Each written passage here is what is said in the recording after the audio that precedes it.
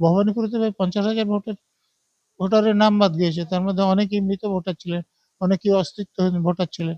তারা তো মমতা ব্যানার্জিকেই বেশিরভাগ ভোট দিতেন। অতএব তাদের নাম বাদ যাওয়াতে উনার জেতা যে অনেক কঠিন হয়েছে সেটা উনিও বোঝেন। মানে হারার সম্ভাবনা অবশ্যই আছে, হারার সম্ভাবনা অবশ্যই আছে। মানে মমতা ব্যানার্জি ভবানীপুরের জন্য কি করেছেন? সারা রাজ্যের জন্য যা করেছেন তাই তো।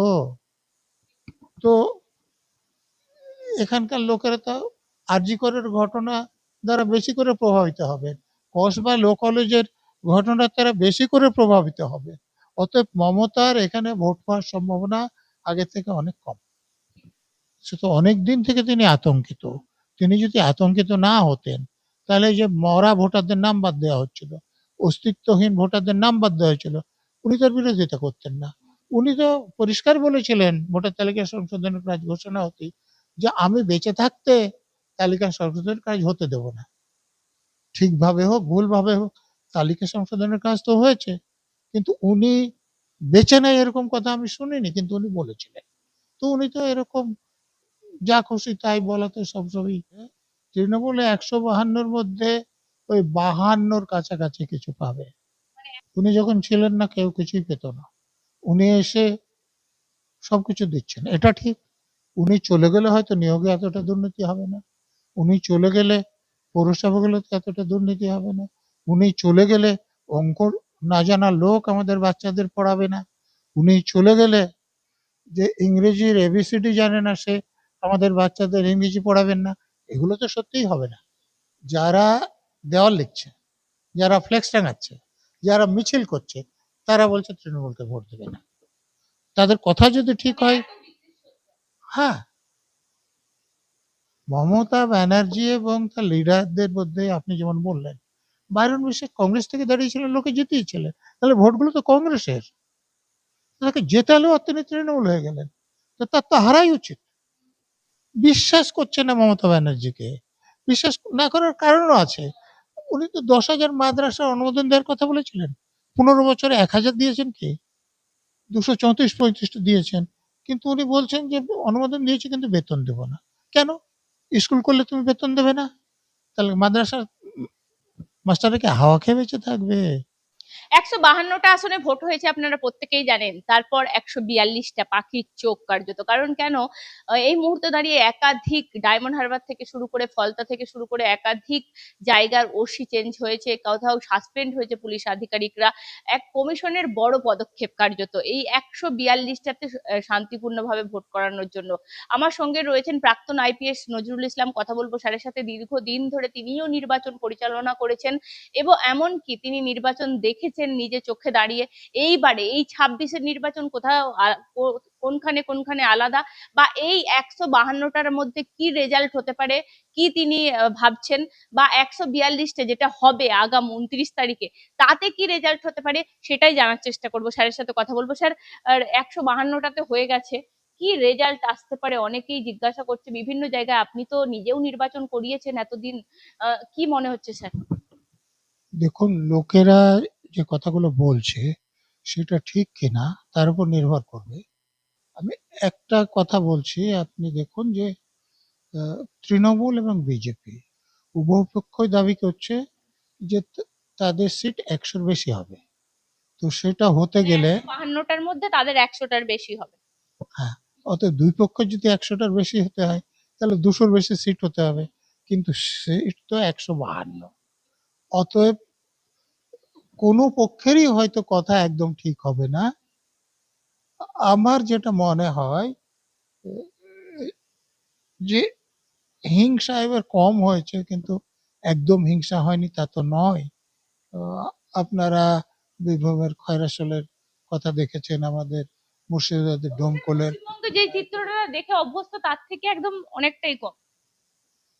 অনেকটা কম মানে খুব ভালো বলা যাবে না, কিছুটা ভালো।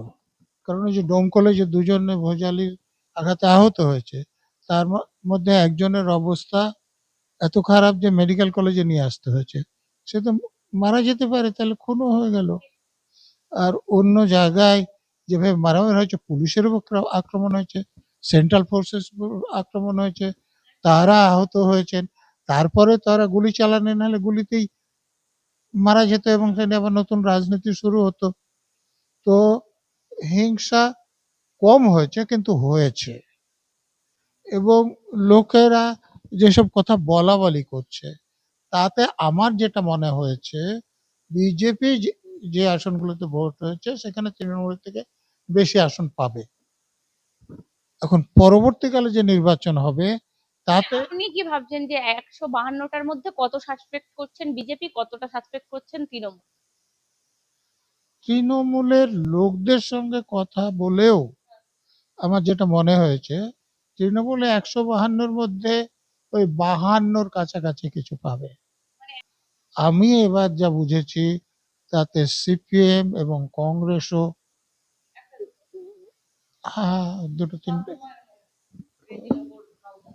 সেখানে একটা দুটো এরকম করে তো 6-7টা আসন বাদ যাবে, তারপরে বাকিগুলো বিজেপি পাওয়ার সম্ভাবনা আছে। 142টা যেটা হবে তাতে কি আশা করছেন, তাতে কি মনে হচ্ছে? এখানে লোকের কথাবার্তা যেগুলো বোঝা যাচ্ছে এগুলো সম্বন্ধে আমার বাস্তব কোনো অভিজ্ঞতা নেই। যেমন এবার ভোট হলো, তার মধ্যে ডোমকলে ভোটটার আমিও ছিলাম, আমিও ভোট দিয়েছি। আমি ভোট দেওয়ার জন্য যখন বাসে ট্রেনে করে যাচ্ছিলাম সেখানে পরিযায়ী শ্রমিক বা অন্যান্য লোকদের সঙ্গে কথা বলেছি। আমি বললাম যে আমি গ্রামে গিয়ে তো 4 দিন ছিলাম, তো আমার গ্রামে এবং আশেপাশে গ্রামে দেয়াল লেখা, এই ফ্লেক্স এবং মিটিং করে রাস্তা আটকে ফেলা, যেখানে সরকারি লোকেরাও আসতে পারছে না, এসব দেখেছি। এবং সেখানে তার যে প্রতিক্রিয়া এবং শাসক দলের গুন্ডাদের যে ওখানে ধমকানি চমকানি, তাতে আমি একটা ধারণা পেয়েছি। কিন্তু এর পরে যে ভোট হবে আমি এখানে থাকলেও যে এখানকার আশেপাশে যা একটু আঁচ পায়, কিন্তু ওদিকের মতো এতটা আমার জানাশোনা নেই। কিন্তু লোকেদের কথা শুনে যেটা মনে হয়েছে এ অঞ্চলে কিন্তু রাজ্যের শাসক দল তৃণমূল, কেন্দ্রের শাসক দল বিজেপির থেকে বেশি আসন পাবে বলে মনে হয়। এই 142টার মধ্যে আপনি আশা করছেন কটা তৃণমূল, কটা বিজেপি? তৃণমূল এটাতে 60টা কি 70টা এরকম হয়ে যেতে পারে, বাকিটা বিজেপি, অন্য পার্টি যদি এক একটা পাই। হুম।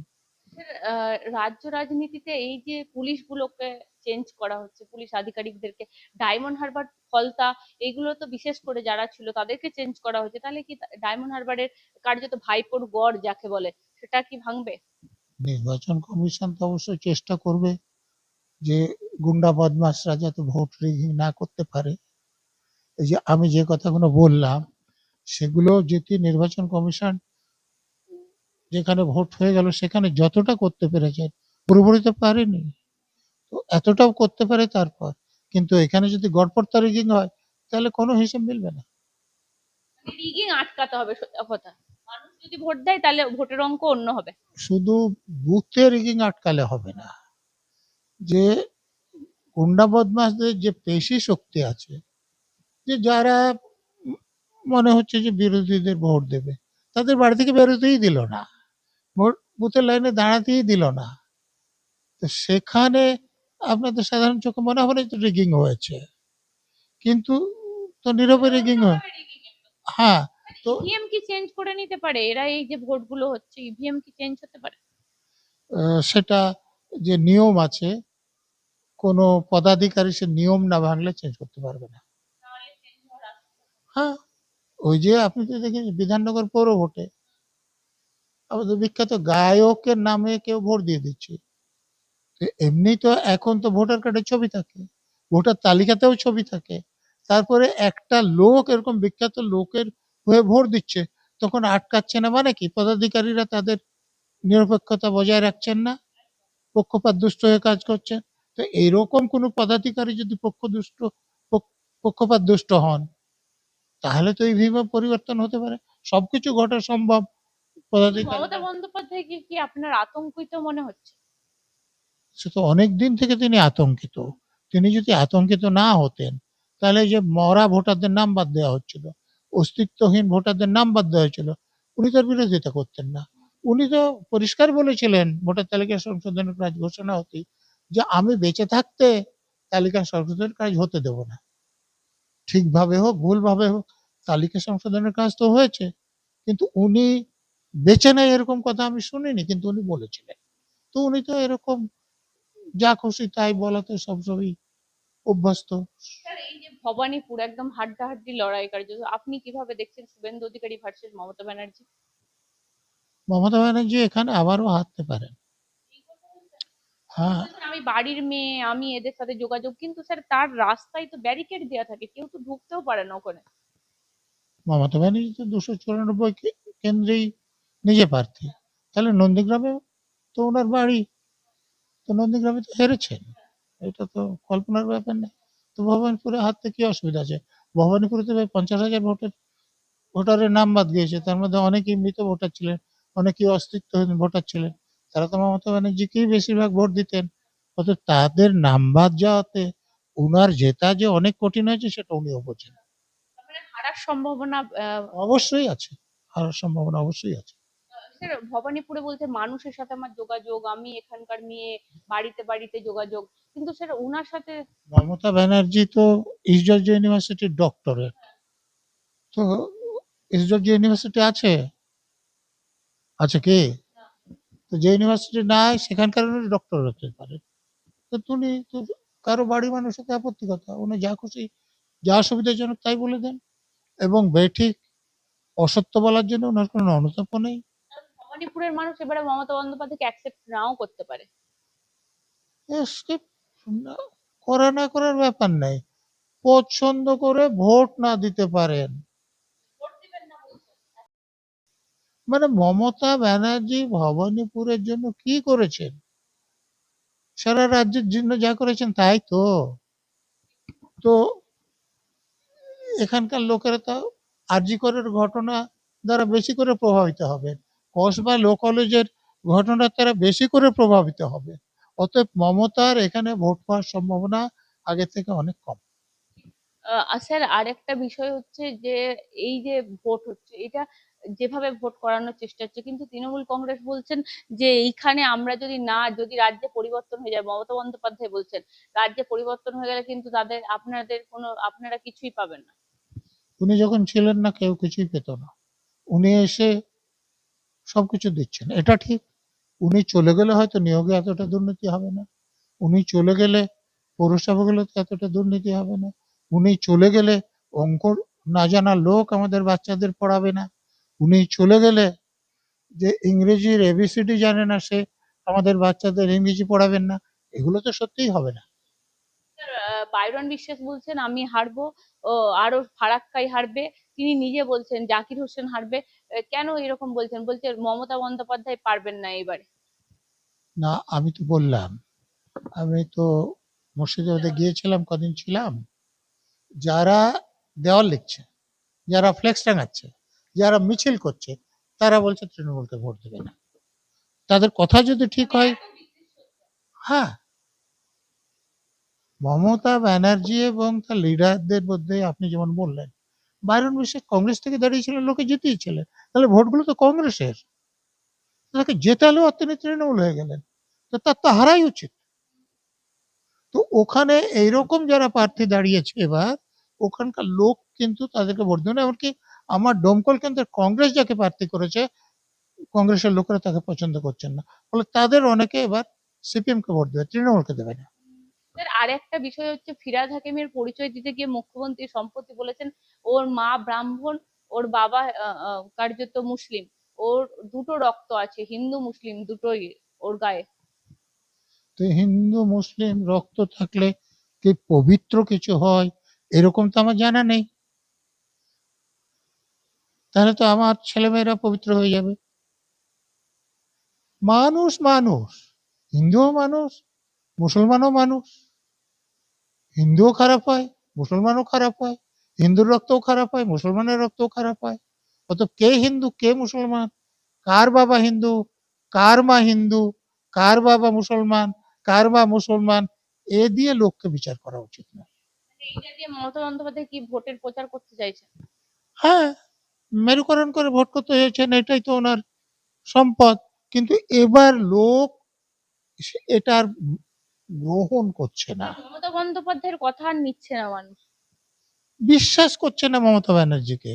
বিশ্বাস না করার কারণও আছে। উনি তো 10,000 মাদ্রাসার অনুমোদন দেওয়ার কথা বলেছিলেন। 15 বছরে 1,000 দিয়েছেন কি? 234-35টা দিয়েছেন। কিন্তু উনি বলছেন যে অনুমোদন দিয়েছি কিন্তু বেতন দেব না। কেন? স্কুল করলে তুমি বেতন দেবে না? তাহলে মাদ্রাসার মাস্টাররা কি হাওয়া খেয়ে বেঁচে থাকবে? এ কথা কার ভালো লাগবে? কোন মুসলমানের ভালো লাগবে? রাজ্যে মানুষ পরিবর্তন চায়, পরিবর্তন হবে এইবারে মনে হচ্ছে। পরিবর্তন চাই। পরিবর্তন হবে কিনা এই যে বাকি ভোটগুলো হবে তাতে কতটা রিগিং হবে তার উপর নির্ভর করবে।